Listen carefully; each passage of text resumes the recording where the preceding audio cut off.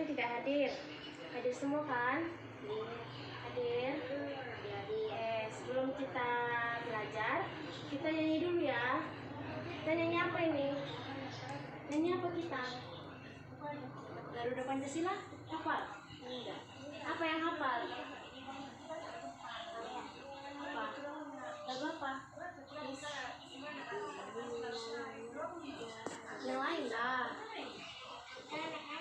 Lagu apa ini yang hafal kalian? Garuda Pancasila apa enggak? Aku pelangi-pelangi. Pelangi-pelangi apa? Apa? Ada pelangi-pelangi lah. Ya udah bawa lah sinapis. Pelangi-pelangi alam keindahanmu, merah kuning hijau di langit yang biru, melukismu agung siapa gerangan, pelangi-pelangi ciptaan Tuhan.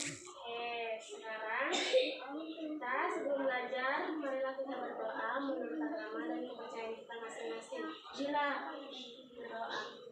berdoa dimulai. Berdoa selesai. Oke, kita sekarang belajar tentang benda hidup dan tidak hidup. Sebelum Ibu memulai pembelajaran, siapa yang ingat pembelajaran kita minggu lalu? Siapa yang mengingat apa itu? Tentang pelajaran tentang tanaman. Ya, sekarang kita akan belajar tentang benda hidup dan tidak hidup. Adapun tujuannya yang kita pelajari itu kita dapat menemukan maknanya dari kata benda hidup dan tidak hidup. Kita dapat mengetahui ciri-cirinya. Sekarang Ibu mau kalian buka dulu halaman 32. Kita akan belajar tentang lingkungan sekitar. Buka halaman 32. Udah, Bu. Nah, kali ini kita akan membahas tentang benda di sekitar kita.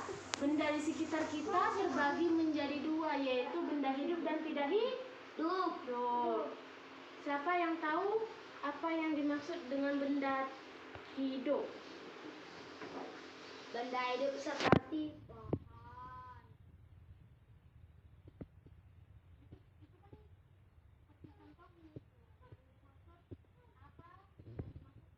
Hidup.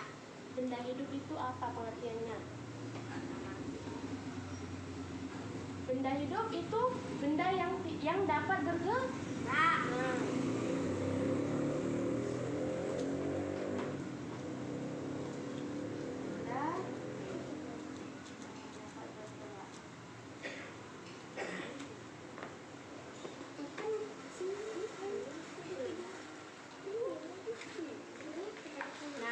Benda hidup itu benda yang berarti dapat bergerak seperti bernapas, ya kan? Bertumbuh besar. Nah, terus apa lagi? Berjalan. Nah, ya itu semua betul. Kayak memerlukan makanan juga kan, termasuk juga ke dalam benda hidup. Nah, siapa yang tahu contoh dari benda hidup? Ada contoh benda hidup. Contohnya pohon, manusia, tanaman, ikan.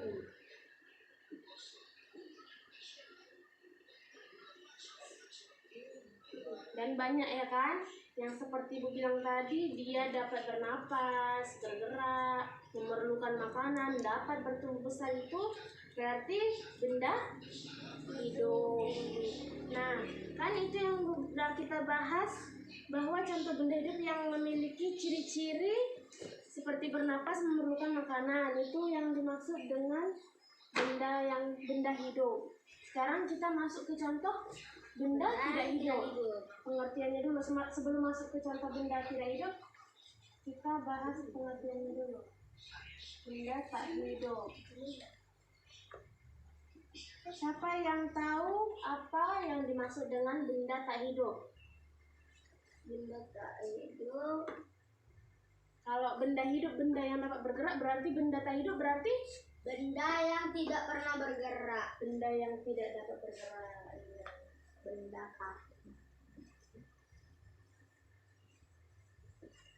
Tidak dapat bergerak.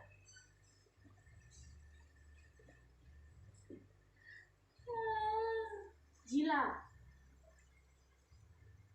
Perhatikan Jila. Benda tak hidup itu kan benda yang tidak dapat bergerak sendiri. Seperti yang benda hidup tadi kan benda yang dapat bergerak, dia bernapas. Berarti benda yang tak hidup berarti dia tidak bernapas. tidak bergerak, tidak memerlukan makanan, Tidak berngapa-ngapain itu. tidak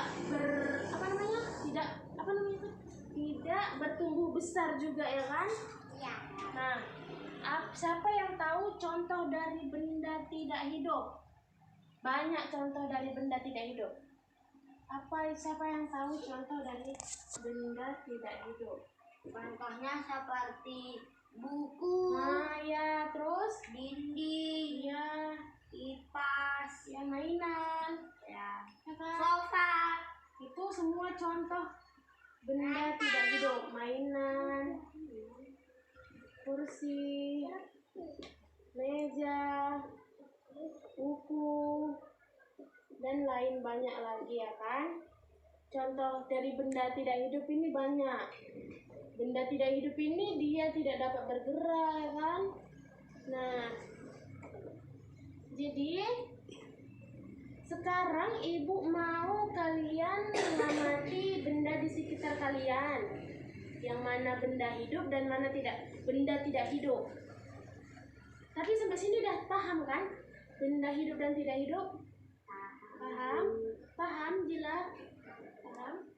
Nah, sekarang ibu mau kalian perhatikan benda di sekitar kalian. Kita akan membahas benda di sekitar kita tentang benda hidup dan tidak hidup.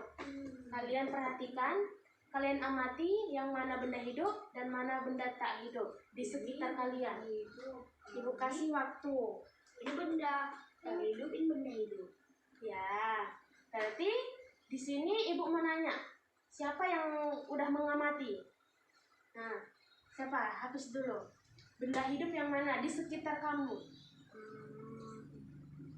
Berarti benda hidup itu dapat bergerak. Nah, Seperti contohnya manusia, itu benda hidup. Benda tak hidup? Nah, sekarang ini nanti dicatat ya biar ingat nanti pembelajaran kita selanjutnya, ya kan? Sekarang kita sebelum pulang marilah kita berdoa menurut agama dan kepercayaan kita masing-masing.